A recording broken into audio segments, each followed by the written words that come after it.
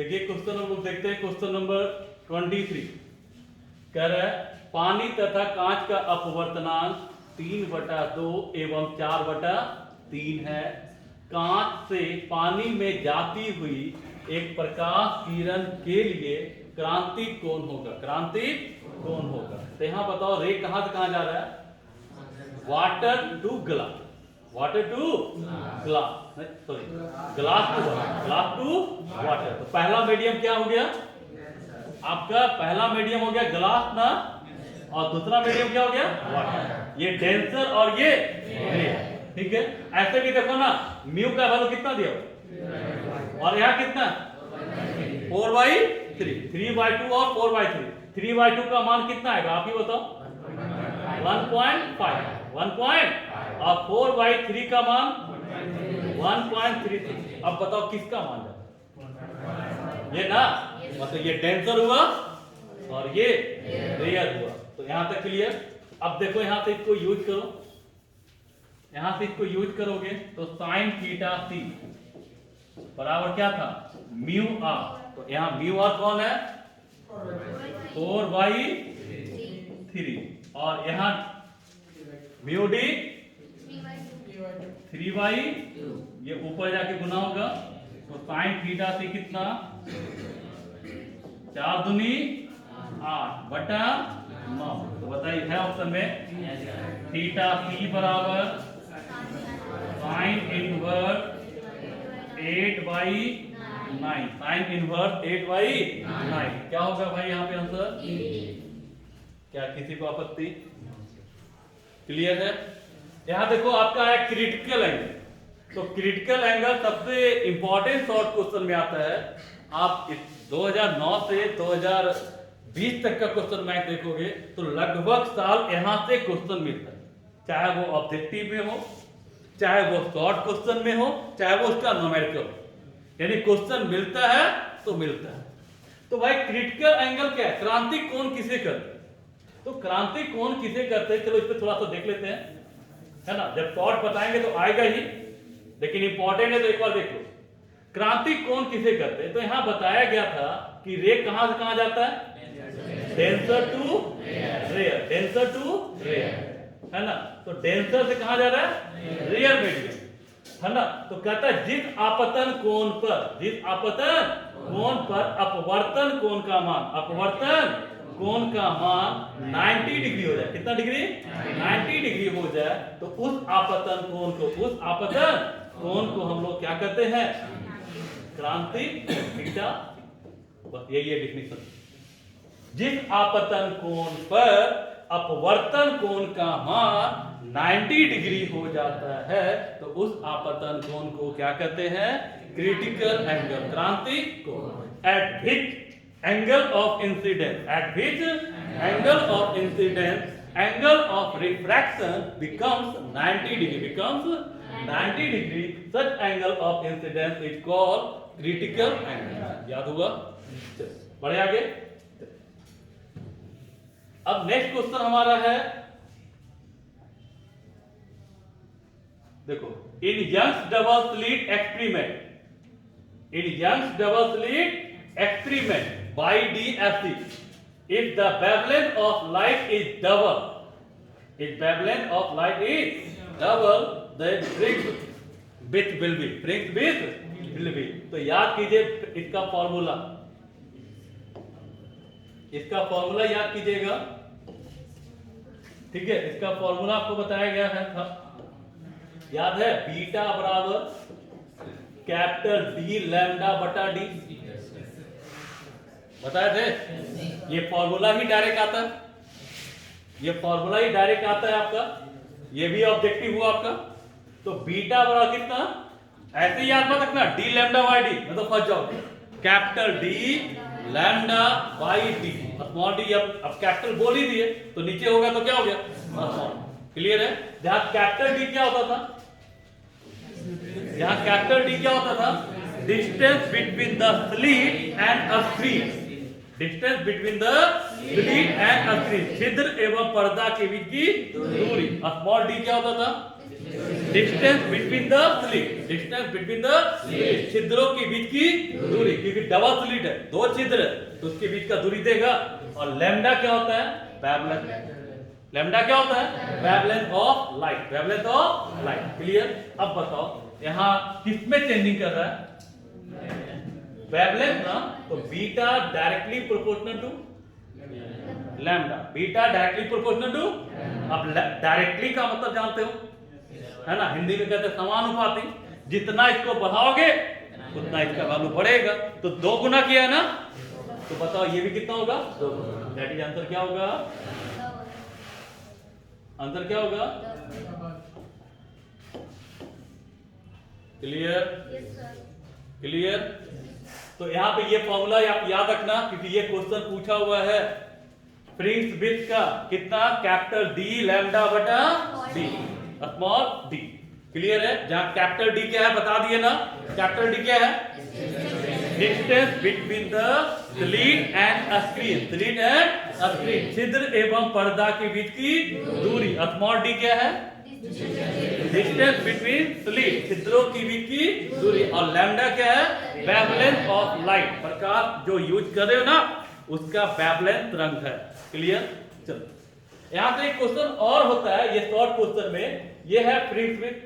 तो fringe width है क्या? What is fringe width? Fringe की चौड़ाई क्या है? फ्रिंज की चौड़ाई क्या है? तो कहता है 2 लगातार मैक्सिमा, 2 लगातार मैक्सिमा या 2 लगातार मिनिमा, 2 लगातार मैक्सिमा या 2 लगातार मिनिमा के बीच के डिस्टेंस को, सेपरेशन को हम लोग कहते हैं फ्रिंज विड्थ। यानी the separation between two continuous, या है ना, टू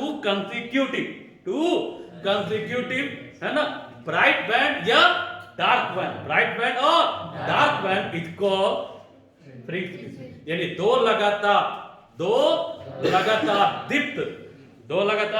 दीप्त या अदीप्त फ्रिंज के बीच की दूरी को फ्रिंज की चौड़ाई कहते हैं। 2 लगातार दीप्त या अदीप्त फ्रिंज की चौड़ाई को क्या कहते हैं?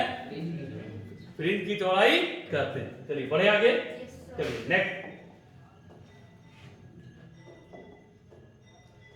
Next question.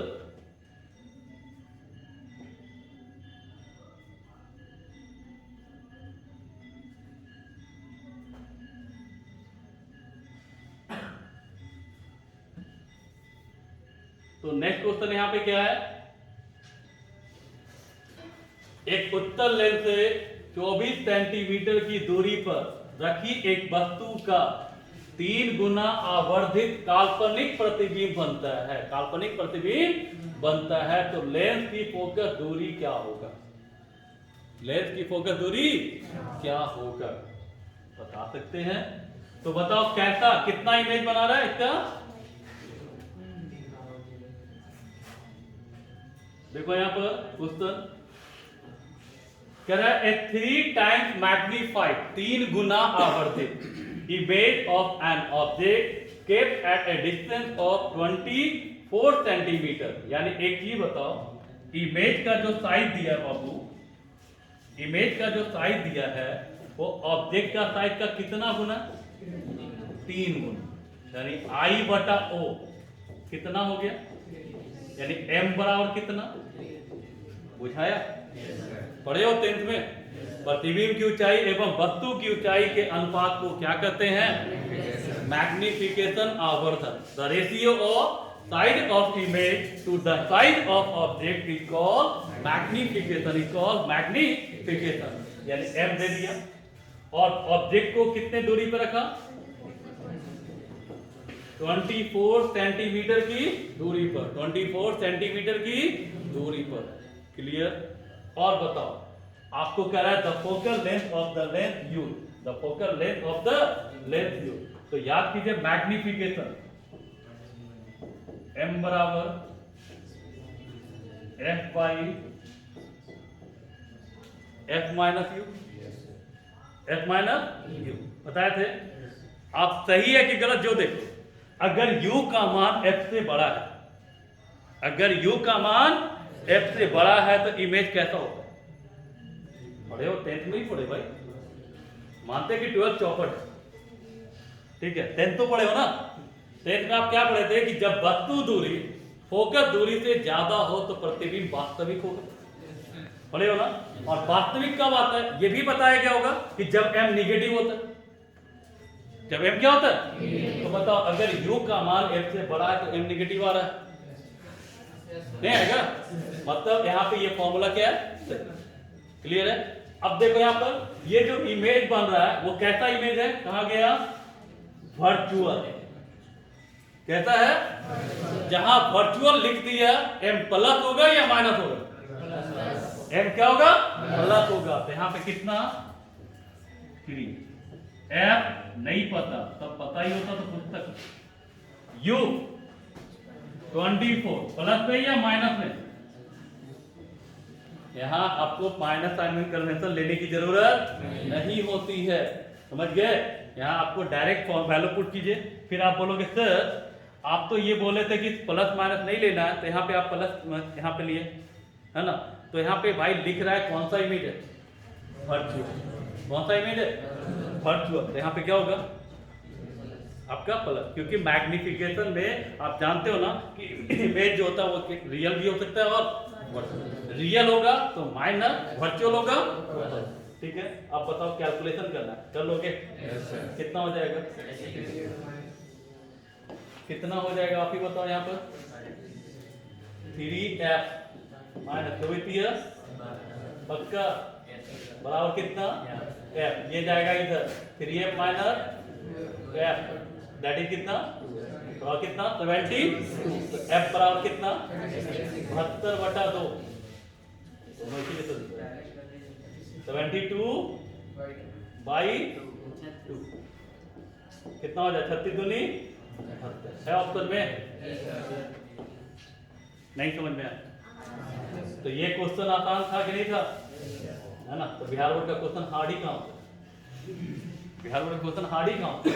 Putting the value getting the m equal to कितना f upon f minus, clear है। बढ़ जाए आगे, चलिए नेक्स्ट क्वेश्चन। नेक्स्ट क्वेश्चन कहता है श्रेणी क्रम बस LCR परिपथ में अनुनाद होने के लिए आवश्यक शर्त है, याद है रेजोनेंस कंडीशन बताए थे, कितना बताए थे ओमेगा L ओमेगा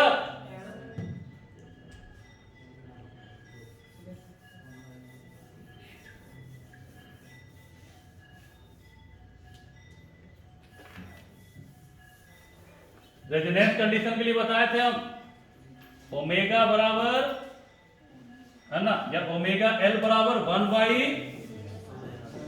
1/ओमेगा C बताए थे रेजोनेंस कंडीशन। या कभी कभी आपको ऐसे भी पूछेगा कि LCR परिपथ में मैक्सिमम करंट होने के लिए क्या कंडीशन है, तो यही कंडीशन है वो, समझ गए।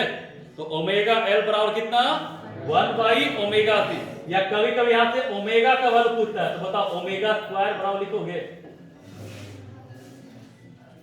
लिखोगे तो ओमेगा बराबर कितना 1/√LC, किसी को डॉट। तो इतने तरह के क्वेश्चन आपको मिल गए, क्लियर है। बढ़े आगे, ठीक है। नेक्स्ट क्वेश्चन कहता है एक परिपथ में प्रत्यावर्ती धारा का व्यंजक I = 50 cos 100 पाई है ना t है, तो इस प्रत्यावर्ती धारा की आवृत्ति है, तो बताओ कितना हो जाएगा। आवृत्ति पूछा है ना, ठीक है। तो यहाँ पे आपने देखो नेक्स्ट क्वेश्चन हम लोग बढ़ते हैं यहाँ पे।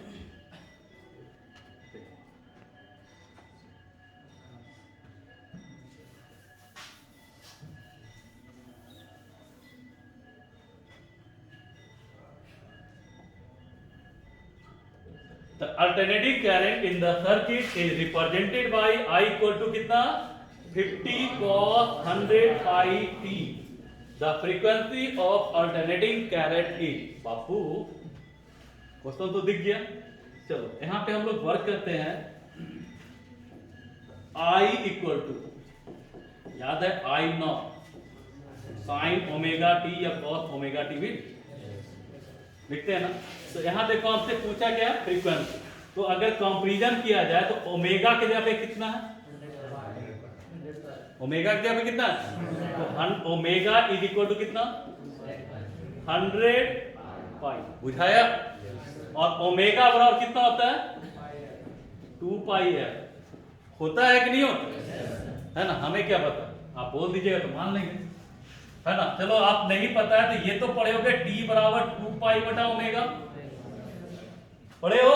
तो ओमेगा बराबर कितना 2 पाई बटा, और जानते हो 1 बाई टी को फ्रीक्वेंसी कहते हैं। 1 बाई टी को क्या कहते हैं, फ्रीक्वेंसी। यानी कितना 2 पाई एफ। तो 2 पाई एफ इज इक्वल टू कितना 100 पाई, पाई से पाई कैंसिल, तो यहाँ पे देखो कितना 50। तो एफ बराबर कितना हो गया 50। है ऑप्शन में, है कि नहीं है।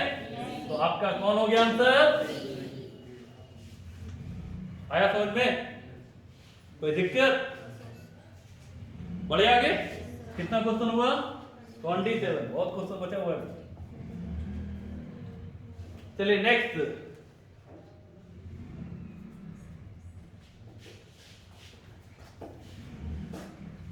देखो यहां पर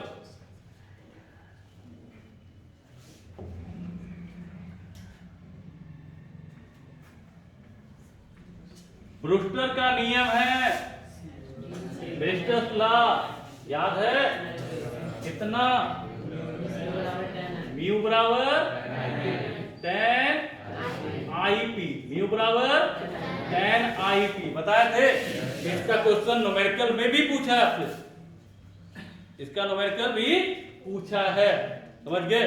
क्वेश्चन बैंक में होगा, आईपी दिया हुआ है, आईपी दिया हुआ है, म्यू का मान पूछता है, या म्यू का वैल्यू दिया रहेगा, आईपी पूछेगा। अब बोलो सर आईपी क्या है, आईपी क्या है, पोलराइजिंग एंगल। कौन सा एंगल, पोलराइजिंग एंगल, ध्रुवन कोण, क्लियर। तो आपको ब्रिस्टर्स लॉ, तो ब्रिस्टर्स लॉ किसे कहते हैं, what is Brewster's law, what is Brewster's law. ब्रिस्टर्स law क्या है, तो यहां देखो डिफिनीशन, म्यू बराबर कितना, ये भी शॉर्ट क्वेश्चन है, पूछा हुआ है, म्यू बराबर 10 आईपी। बताओ इसको क्या पढ़ोगे, अकॉर्डिंग टू प्रशांत हम खोजे थे, according to Brewster's law, according to Brewster's law refractive index of a medium, refractive index of a medium is equal to, is equal to tangent of polarising angle, tangent of, क्या definition, question आया हुआ, what is Brewster's law, क्या लिखोगे, according to Brewster's law, according to Brewster's law refractive index of a medium is equal to tangent, is equal to tangent of, है ना, polarising angle, polarising angle. Hindi वाले बच्चे क्या लिखेंगे, है ना, जरूरी है लिखना, ठीक है। नहीं भी लिखो तो कौन दिक्कत है, इस को तो क्वेश्चन है, 10 को नहीं बनाओगे तो कोई दिक्कत नहीं। और ऐसे भी जिंदगी लंबा चौड़ा है, एक साल अगर नहीं पास करोगे तो क्या दिक्कत। देखो यहाँ पे क्या लिखोगे, ब्रूस्टर के नियमानुसार किसी माध्यम का अपवर्तनांक, किसी माध्यम का अपवर्तनांक उसके ध्रुवन कोण के टेंजेंट के बराबर होता है, उसके ध्रुवन कोण के टेंजेंट के बराबर होता है। हो गया, कोई दिक्कत भाई, देखो ना, इसको पढ़ लो ना, बस यही तो पढ़ना है।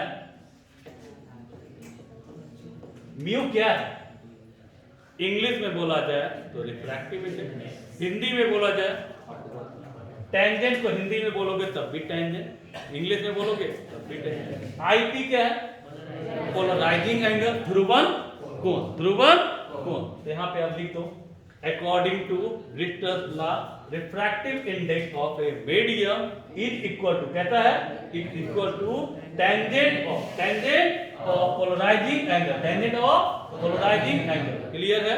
हिंदी में क्या लिखोगे, तो ब्रूस्टर के नियमानुसार, ब्रूस्टर के नियमानुसार किसी माध्यम का अपवर्तनांक ध्रुवन कोण के टेंजेंट के बराबर होता है। बढ़े नेक्स्ट क्वेश्चन। नेक्स्ट क्वेश्चन, इसका जवाब हम नहीं देंगे, है ना, तो कौन देगा भाई? हाँ देगा कौन? आप लोग दोगे? दे दो भाई, हम तो चाहते हैं कि आप ही जवाब दो। ठीक है, बुढ़ा आदमी को काहे को तंग करोगे? बीटा 6 उत्पन्न करता है, बीटा 6 उत्पन्न करता है, बीटा डीके प्रोड्यूसिंग, हाँ कुछ भी बोल दो, है ना, आइसोबार, आइसोटोप, आइसो, है ना, तो और ऑल ऑफ थिंग्स क्या होगा? इतना तो पता है कि बीटा डीके में एटॉमिक नंबर बदलता है, या तो एक से बढ़ता है या तो एक से घटता है, लेकिन मास नंबर में कोई चेंजिंग। याद आया? कुछ याद आया? क्या बताया? बीटा डीके में किसका इमिशन होता है? बीटा डीके में किसका इमिशन होता है? तो मेरा ट्रिक बताना बेकार हो जाता है क्लास में। बीटा डीके में बताया था इलेक्ट्रॉन और पॉजिट्रॉन, किसका इमिशन होता है? इलेक्ट्रॉन और पॉजिट्रॉन। पॉजिट्रॉन के बारे में कुछ बताए थे? बताते तो बहुत कुछ है। भगवान ने कितना काम दिया? 2 काम, एक से सुनने के लिए और एक से निकालने के लिए। भाई आपको बताया गया था बीटा डीके 2 प्रकार का होता है, बीटा प्लस और बीटा माइनस। तो इलेक्ट्रॉन और पॉजिट्रॉन, इलेक्ट्रॉन का नाम तो बचपन से सुनते आ रहे हैं, पॉजिट्रॉन का नाम, तो पॉजिट्रॉन को बताया था positive electron, positive electron. Beta decay कितने प्रकार का होता है? 2 प्रकार का। कौन कौन? बीटा प्लस और बीटा माइनस। बीटा प्लस और बीटा माइनस, तो माइनस का मतलब इलेक्ट्रॉन का इमिशन होगा, प्लस का मतलब पॉजिट्रॉन का इमिशन होगा। यहां तक तो समझाया था एकदम ट्रिक। बीटा माइनस, माइनस क्या? निगेटिव, निगेटिव में किसका इमिशन होगा? इलेक्ट्रॉन का। बीटा प्लस पॉजिटिव, किसका इमिशन होगा? यहां तक बताया था कि कौन टूटेगा, तो बताओ बीटा माइनस, बीटा माइनस। तो बीटा माइनस निगेटिव है ना, तो N4 negative, N4 neutron, N4 negative, N4 neutron. Neutron टूटता है किसमें? पॉजिट्रॉन, प्रोटॉन और इलेक्ट्रॉन में, प्रोटॉन और इलेक्ट्रॉन में। और बीटा प्लस P4 पॉजिटिव, अब P यहां पे हो गया प्रोटॉन के लिए, प्रोटॉन टूटता है न्यूट्रॉन और पॉजिट्रॉन। इतना सिंपल सा तरीका तो बताए, बताते तो बहुत कुछ है ना, याद कर सकता है ऐसे भी। चलो हम तो बताए थे कि अगर एग्जाम में बना ली तो अच्छी बात है, बाद में तो फिर तो गाली दोगे। देखो यहाँ पर तो बीटा प्लस और बीटा माइनस, क्लियर है। और यहां तक आपको बताया था किसमें जेड बढ़ता है और किसमें जेड घटता है, तरीका से बताया था हमने। यहां तक बोला था कि जब बुढ़ापा जाएगा तब तक याद रहेगा, तो तभी तो 2 दिन में गायब हो। बीटा प्लस हम आपको बताया था किसमें जेड बढ़ता है और किसमें घटता है, तो बताया था क्या? अब न्यूट्रॉन टूटा, प्रोटॉन हो गया। प्रोटॉन भाई क्या होता है? जेड। जेड क्या है? एटॉमिक नंबर, परमाणु संख्या, है ना, जिसको प्रोटॉन नंबर भी कहा जाता है। जेड को क्या कहते हैं? प्रोटॉन नंबर, है ना, प्रोटॉन की संख्या। तो बताओ यहां पे क्या बताए थे आपको?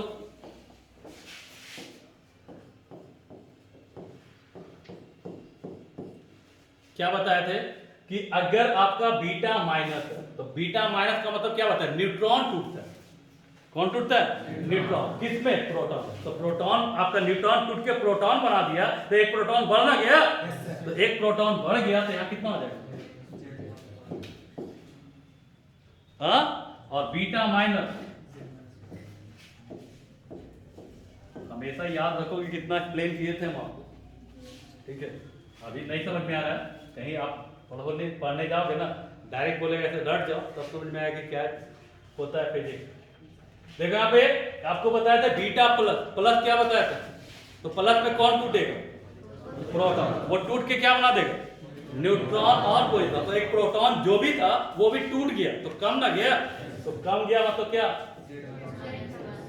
तो यहाँ बीटा डीके में क्या देख रहे हो कि जेड में चेंजिंग हो रहा है, ए में कोई चेंजिंग यानी एटॉमिक नंबर आपका चेंज हो रहा है, मास नंबर में कोई चेंजिंग नहीं हो रहा है। क्लियर है? अब बताओ इसके लिए क्या करेंगे हम, तो देखो तो क्या है, आइसोटोन बार, आइसोटोन और आइसोटोन। चलो थोड़ा सा हम लोग पढ़ लेते ये माने कुछ।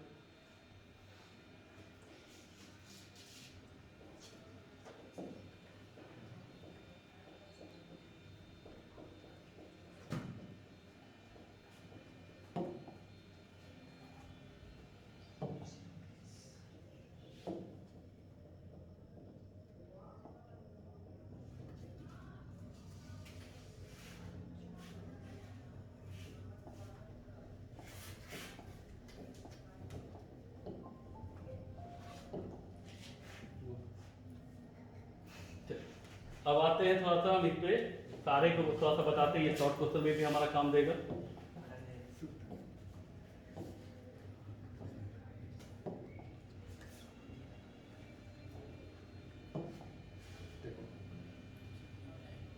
ये शॉर्ट क्वेश्चन में भी हमारा काम देगा। हालांकि केमिस्ट्री में आप पढ़े हो इसको, है ना। तो कहता है टाइप्स ऑफ न्यूक्लियाई, नाभिक के प्रकार। तो कहता है the nuclei have been classified on the basis of number of proton, number of proton, है ना। नंबर ऑफ प्रोटॉन को क्या कहते हैं, एटॉमिक नंबर, और total number of nucleon that is mass number as follow. यानी न्यूक्लियाई को classified किया गया किस पर, एटॉमिक नंबर के टर्म में और मास नंबर के टर्म में। पहला आ जाओ आइसोटोप। आइसोटोप जिसको हिंदी में कहते हैं समस्थानिक, क्या कहते हैं, समस्थानिक हिंदी में। तो भाई ये है क्या, तो कहता है the atom of element, the atom of element having same atomic number, having same atomic number but different mass number. यानी एटॉमिक नंबर सेम होना चाहिए, मास नंबर डिफरेंट होना चाहिए, तो उसको हम लोग कहते हैं आइसोटोप। क्या कहते हैं, आइसोटोप, है ना। और आइसोटोप है सेम प्रॉपर्टी, यानी जितने भी आइसोटोप होता है उसका केमिकल प्रॉपर्टी जो होता है वो सेम होता है। क्लियर? क्योंकि यहाँ पे एटॉमिक नंबर सबका क्या होता है, सेम होता है। ठीक है, वो आप लोग का केमिस्ट्री में उसको लगता है सेम पीरियड में बोला जाता है।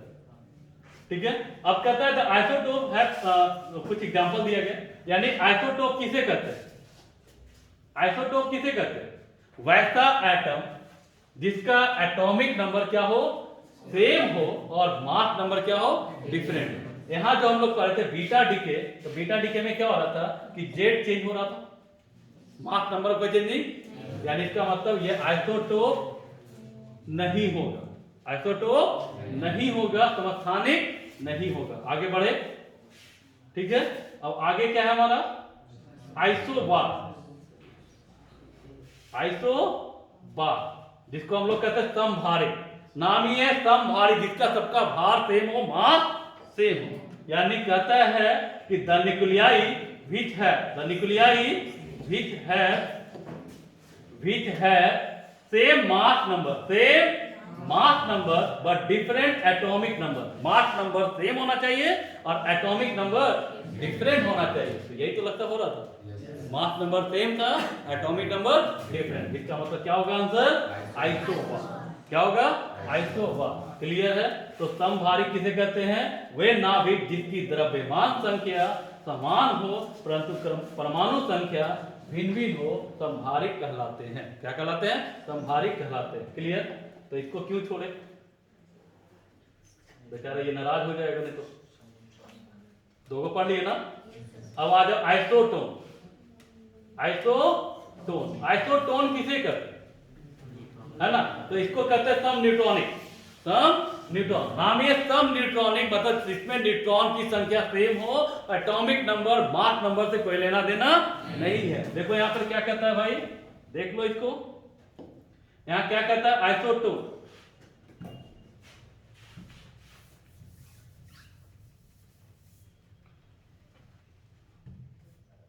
देखो यहां क्या कहता है, isotone the nuclei having equal number of neutron. Neutron की संख्या क्या हो, सेम हो आर कॉल्ड आइसोटोप। जिसमें नंबर ऑफ न्यूट्रॉन क्या हो, सेम हो, तो उसको क्या कहते हैं, आइसोटोप। वो कहता है for they both the atomic number Z and mass number A are different. जिसका मास नंबर और आपका एटॉमिक नंबर क्या हो, डिफरेंट। क्लियर। लेकिन नंबर ऑफ न्यूट्रॉन क्या होना चाहिए, सेम होना चाहिए। तो उसको हम लोग क्या नाम देते हैं, आइसोटोप। क्या नाम देते हैं, आइसोटोप। यानी आइसोबार हो गया, आइसोटोप हो गया और आइसोटोप। अब आंसर क्या हो गया आपका, है ना, तो आपका आंसर हो गया आपका, है ना, आइसोबार। क्योंकि यहां मास नंबर सेम था और एटॉमिक नंबर। ये वाले 3 वो शॉर्ट क्वेश्चन हो गया। ये फिजिक्स में भी काम देता है और केमिस्ट्री में। क्लियर।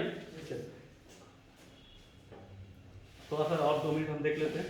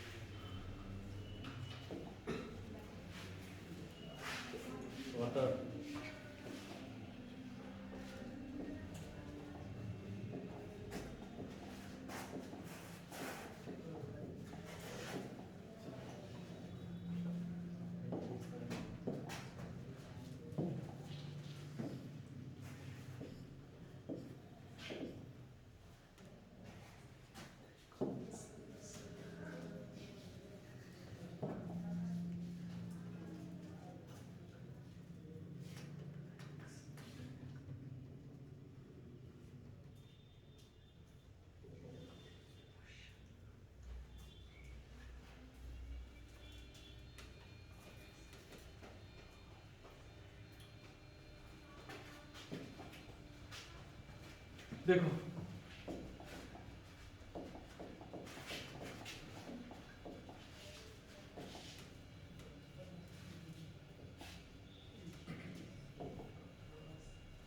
यहां तक हो गया ना। बीटा 6 उत्पन्न करता है आइसोबार। यानी इसका आंसर क्या होगा भाई, ए।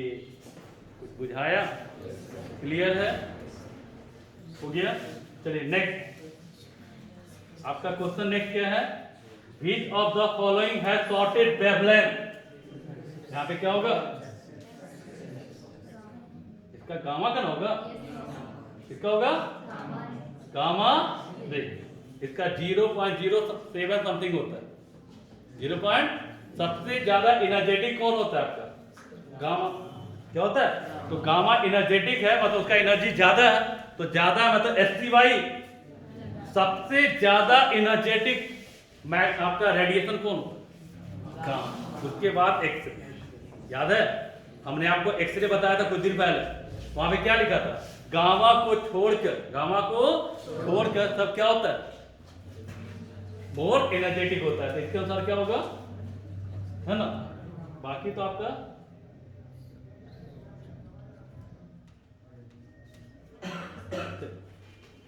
तो आपका यहां पे gamma. Next question,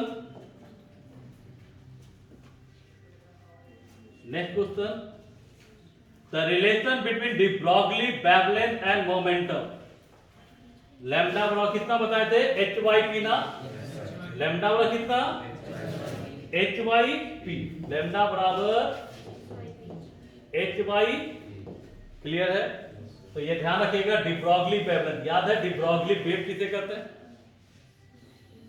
D Broglie wave, ये भी पूछा हुआ है शॉर्ट क्वेश्चन। डी ब्रॉगली तरंग किसे कहते हैं, तो हमने बताया था गतिमान वस्तु से संबंधित, गतिमान वस्तु से संबंधित तरंग को क्या कहते हैं, डी ब्रॉगली तरंग कहते हैं। जैसे कोई आदमी मूव करता है तो जस्ट लाइक लगता है कि वेव जा हाई स्पीड में। जैसे आपको रॉकेट मूव करता है तो जस्ट लाइक वेव क्या होता है, तो कहता है कि मूविंग ऑब्जेक्ट से संबंधित जो वेव होता है ना, उसी को नाम दिया जाता है डी ब्रॉगली वेव। यानी a wave associated with moving particle is called de Broglie wave. Hindi वाले बच्चे क्या लिखेंगे, गतिमान कण से संबंधित, गतिमान कण से संबंधित तरंग को डी ब्रॉगली तरंग कहते हैं। नेक्स्ट क्वेश्चन हमारा, निम्नलिखित में से कौन विद्युतीय क्षेत्र से त्वरित नहीं होता है। Which of the following is not accelerated by electric field? बताओ क्या होगा? जिस पे चार्ज नहीं होगा, चार्ज नहीं होगा तो फोर्स ही नहीं लगेगा, और फोर्स नहीं लगेगा तो वो एक्सेलरेट नहीं होगा। तो आंसर क्या होगा? क्या होगा? क्यों? इस पे न्यूट्रॉन है, इस पे कोई चार्ज नहीं होता है, चार्ज नहीं होगा तो वो फोर्स ही नहीं लगेगा तो एक्सेलरेट होगा। तो यहाँ पे क्या हो जाएगा आपका? Next question. क्वेश्चन छूट गया, क्या था भाई?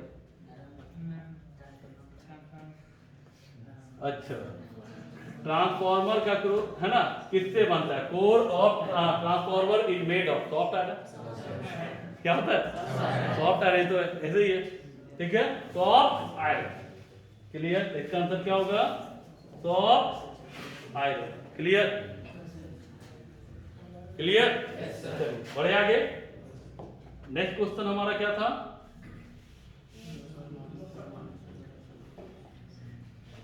नेक्स्ट क्वेश्चन है हमारा, the ratio of atomic number of 2 atom is 1:27, 1:27। The ratio of nuclear radius, याद कीजिए, आपको बताए थे हम, यहां बताए थे हम आपको, are directly proportional to a⁻⁴ बताए थे। Are directly proportional to a⁻⁴ है ना। न्यूक्लियर के साइज के बारे में बताए थे, nuclear radius, nuclear volume, nuclear density class में, ठीक है। न्यूक्लियर डेंसिटी से 2020 एग्जाम में क्वेश्चन पूछा है ना। इसके बाद हम वहीं पे आएंगे। तो भाई R1/R2 बराबर कितना? A1/A2 का पावर कितना? 1/3। A1 कितना है? A1 और A2 27। इसको हम लिख सकते हैं 1/3 का होल क्यूब, 3 से 3 कितना आया समझ में? कोई दिक्कत? तो ये हो गया आपका। तो 1/3 कहाँ है? क्लियर? नेक्स्ट क्वेश्चन आप लोग का क्या है?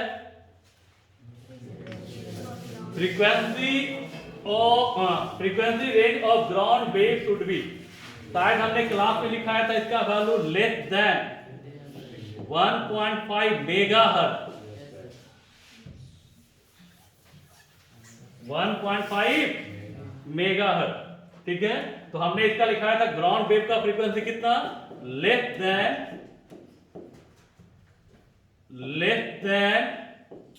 1.5 मेगाहर्ट्ज। मेगा मतलब बता सकते हो 10⁻⁶। क्लियर? अब बताओ 1.5, इसको लिखे 10⁻³ गुना 10⁻³ नहीं लिख सकते हैं? अब बताओ इसको गुना करोगे तो लगता है 1500, और 10⁻³ को किलो लिखा जाता है। तो लेस देन, ठीक है, लेस देन हो गया। चलिए नेक्स्ट आपका क्वेश्चन था,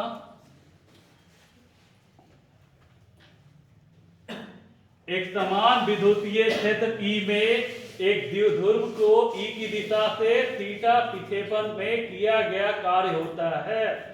work done in reflecting an electric dipole through an angle theta parallel to electric field is. तो बताओ, यहाँ पे बताए थे फॉर्मूला इसका, W इक्वल टू कितना? PE।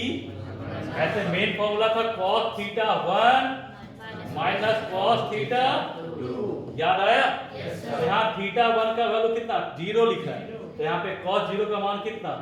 तो PE 1 माइनस कितना? cos θ। खत्म? कितना हो गया? 36।